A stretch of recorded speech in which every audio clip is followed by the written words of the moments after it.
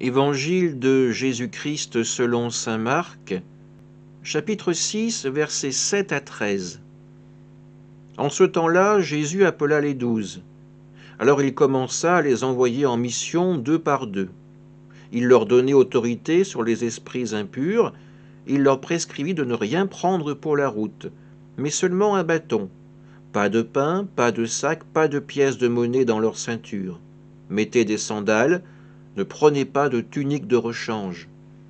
Il leur disait encore, quand vous avez trouvé l'hospitalité dans une maison, restez-y jusqu'à votre départ. Si dans une localité on refuse de vous accueillir et de vous écouter, partez et secouez la poussière de vos pieds, ce sera pour eux un témoignage. Ils partirent et proclamèrent qu'il fallait se convertir. Ils expulsaient beaucoup de démons, faisaient des onctions d'huile à de nombreux malades et les guérissaient. Acclamons la parole de Dieu. Quand nous écoutons ce passage de l'Évangile, nous nous rendons compte que Jésus insiste sur le caractère urgent de la mission qu'il confie à ses disciples. Partez, partez avec l'équipement le plus réduit possible. Ne vous surchargez pas de bagages. Ayez confiance en Dieu, il pourvoira à tous vos besoins durant cette route. Que toutes vos forces, que toute votre volonté soit mobilisée sur un seul objectif, allez annoncer la parole de Dieu.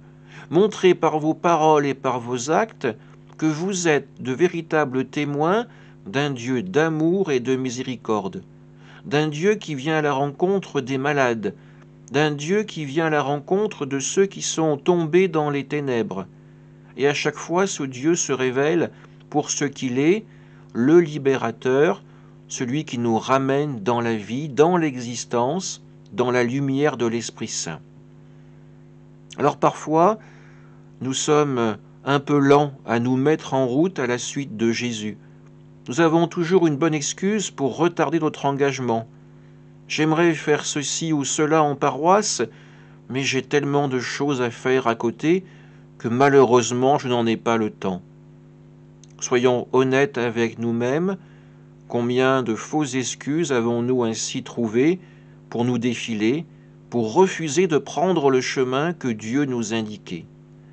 Alors peut-être qu'aujourd'hui, à la lecture de cet évangile, notre cœur va vivre cette conversion qui nous mettra en route, qui nous mettra au service. Amen.